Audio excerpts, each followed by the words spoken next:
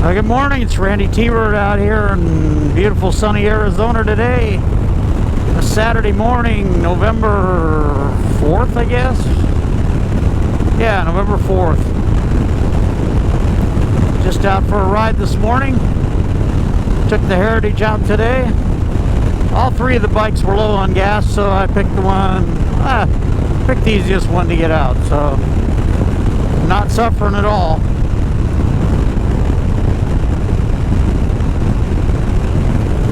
A nice Saturday morning, a little hazy out early on, but it'll clear out. It'll clear out and be an awesome day. It's supposed to be 90 today. That seems a little extreme for November, but the low temperatures are right around 60 degrees. So right now it's still a little cool out. It's going to feel pretty good. By the end of next week, it's going to be back down to right around 80 for a high and temperatures in the mid 50s. So for a low, so it'll be pretty nice. Yeah, it's really hazy out today. I don't know what it was. It wasn't windy yesterday or anything, but there might be a fire somewhere. It's kind of what it looks like. I don't know. I haven't watched the news, so I'm not really sure. The local news, anyway. I do try to keep up on national and international things, but there seems to be not a whole lot other than bad news on the feeds these days. You know, it's just the world's gone nuts. However you feel about it, yeah, people just need to relax a little bit. Stop fighting with each other. You know, we all got to share the same air. But enough on that. This is about motorcycles. Maybe everybody should ride motorcycles. That's what I think. If everybody rode motorcycles, I think everybody would have a better outlook on life. There's a helicopter flying around. They used to test the Apache gunship helicopters out of the old McDonnell Douglas down here on the other side of the river bottom. And every now and then you'd see a couple of them flying low and fast. And it was really impressive to see that stuff. Either Black Hawks or Apaches. The Apaches were really cool to see, the gunships. The Black Hawks too. But then you've got private helicopters, and you've got the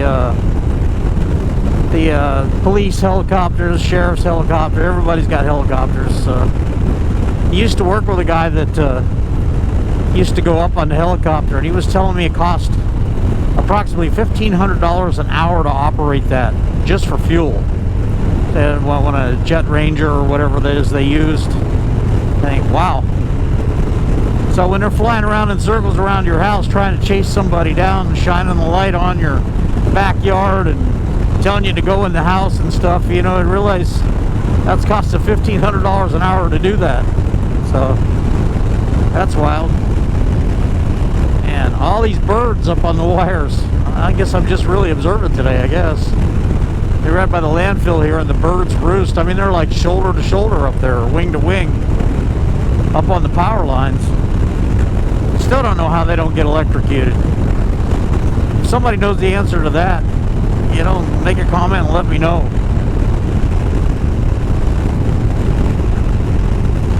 Right up here on the Salt River Reservation here, there's a clean one owner mobile home. Used to be a racetrack out here called Beeline Dragway way back in the day. And actually in the 70s I actually ran out there with cars and bikes, and they had a motocross track out here too. I saw some pretty cool motocross races out here. Never raced motocross out here, but I used to go out and watch the Saturday night race where they had lights, and that's some crazy stuff. I remember a guy back in the two-stroke era. The guy was the grandson or great-grandson of the old actor Buster Crabbe, I guess, who played Tarzan or something like that. Or no, that was Johnny Weissmuller, but somebody like that. Buster Crabbe was an old adventure actor. His name was Cuffy Crabbe, and out there amongst the two-strokes, the guy was riding a 650 Norton in the open class that was set up for mile, half mile, whatever, riding on the motocross track. Now, Beeline motocross track had a reputation for being more of a TT track than a motocross track. It was really a smoother track, at least at the beginning of the nights. And this guy, he was a great big guy. He's probably 280 pounds and 6+ foot tall, big guy, riding this Norton and putting these two-strokes to shame. Now, this is back in the height of the two-stroke racing era, and I just remember the roar of that Norton with twin straight pipes just dominating the sound, and he was wheeling down the straights and just reeling in everybody on the fast two-strokes in the open class. And, you know, back then there was, you know, big Makos, Husqvarnas, Yamaha, Suzuki's, things with a lot of power, and he was just eating them alive. And never saw the guy before or since, and he was wearing like flat track leathers, you know, so he didn't really look like all the bright colored motocross guys. And it was pretty interesting to see. I'd forgotten about that. I just, for whatever reason, mentioning Beeline brought that back there. But they used to have a drag strip down there. I remember I ran around a 13.8 and a Triumph 750 Bonneville at 98 miles an hour. I had a 76 that I bought new. Remember, that was fun. And I ran a 58 Chevy that I ran, close to 15 seconds. And of course, for about 4,500 pound car, that wasn't too bad. Had a 348 with 3 2 barrels on it. You know, just a big old beast of a car. Power glide transmission. But, you know, had that big V8 in it, and it was fun. You know, 15 seconds is not exactly speedy, but for a big car, it was fun. I remember we went down there once with everybody that we rode with, and there was a guy, Dave, that had this panhead chopper with a stretched frame, a long springer on it, and he gets out on the track, and I figured he was going to give it hell. So he gets out on the track, and he literally goes like he's just cruising down the road, short shifting, whatever. I don't even think they gave him a time. It was so ridiculous. I don't think he was going 60 miles an hour by the time he hit the end of the track. He wasn't even trying. He just, I guess he wasn't beating the panhead up. He was just riding it. It made us all laugh. I remember I did beat a couple of Z1 Kawasaki's with my Triumph that night, which really upset some people. These bikes should have been able to run, you know, mid 12 second quarter miles back in the day, and you know, the 4-cylinder Z1 was the horsepower king, and I guess these kids, the guys that owned them, just didn't know how to ride. So, you know, when they got beat by a relic of a Triumph, which was, you know, almost new at the time, but still, it was, the technology was based in the 1930s and 40s, and to get beat by them must have really hurt their feelings, you know. So now, I didn't beat them all, okay, and to be fair about that, there were still a couple guys with the two-stroke 750s that were ripping. 750 Hondas, lots, that was what was around in the days of the mid to late 70s. But I'll never forget beating a couple of those Z1 riders with my Triumph. Yeah, and now the Triumph wasn't stock; it had some work done to it. But you know, it's just the best time I ever did on that bike was at another track. I did a 1338, at 99 miles per hour. So you know, and it was a fun bike to ride. It would carry the front wheel in first gear about a foot off the ground until you shifted to second, and then carry it a little bit long, and then just settle down. You know, it was a cool bike. Had cams and higher compression pistons in it, and bigger carburetors, but you know, other than that, it was pretty much stock.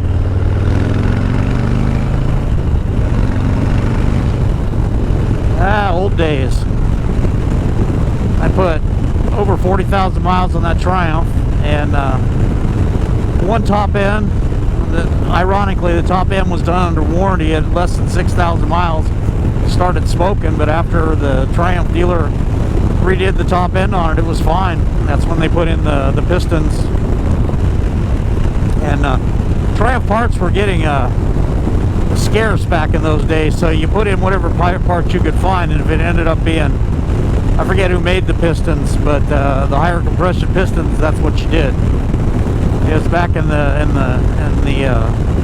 sunset of the British the original British motorcycle industry, things were getting a little tight, and there was an old dealer in Phoenix called P&D Triumph, and they'd been around since 1949 or something like that, and that was an old school motorcycle shop there, you know. And when I bought my first Triumph, I used to go down there and get parts and little things. And back in the before the big strike over there at Meridian and Triumph, when the workers took over the factory, you could still get parts, especially for the older ones, but from about 75 on, things got real tight. So, okay, buddy, stay in your lane. Anyway, this is Randytbird out here in Arizona. Gonna stop for gas and record a little bit more later. We'll see you in a while.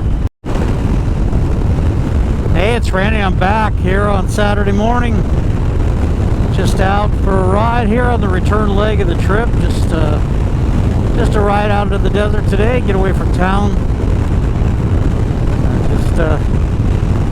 Still pretty hazy out today. I guess we're gonna end up needing some wind to blow this crap out. I don't know what it is.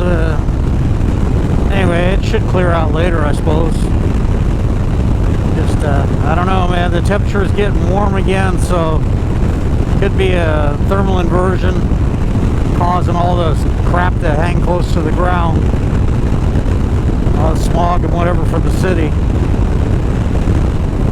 As you get farther north, it diminishes, but headed back to the valley, it's pretty bad. There's roadkill. That smells bad. That's a big group of bikes headed the other way. There's not too many good weekends left to be headed up to the North Country on a motorcycle. It's going to be getting pretty chilly up there before much longer, so people are taking advantage of that.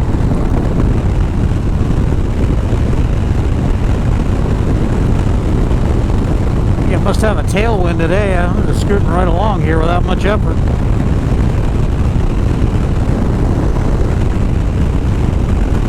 People drive pretty fast out here in Arizona. 90 miles an hour is nothing out here.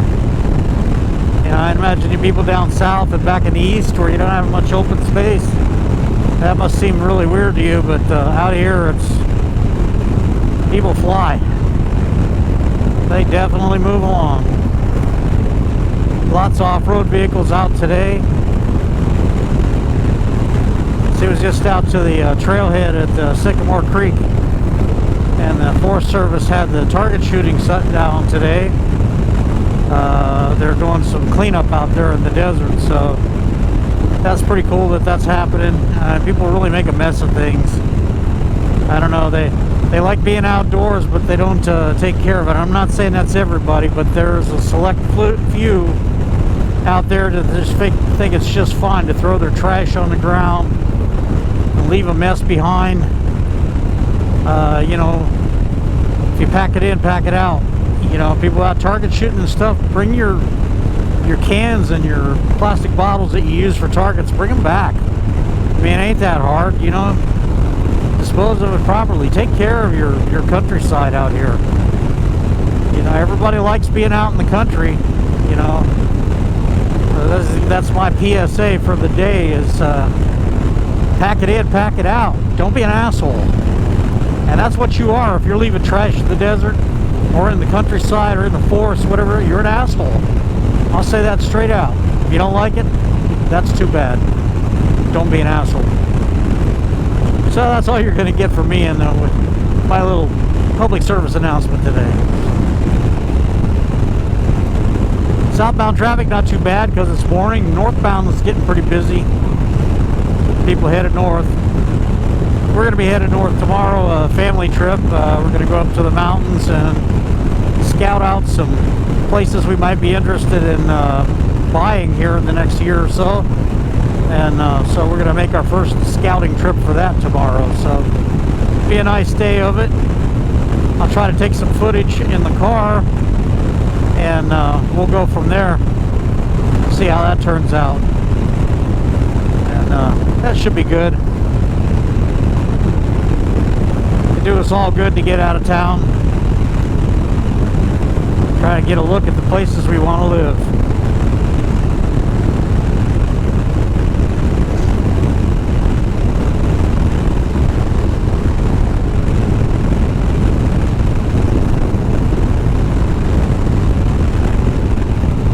Anyway, this is Randytbird out here in sunny Arizona on another beautiful fall day in early November.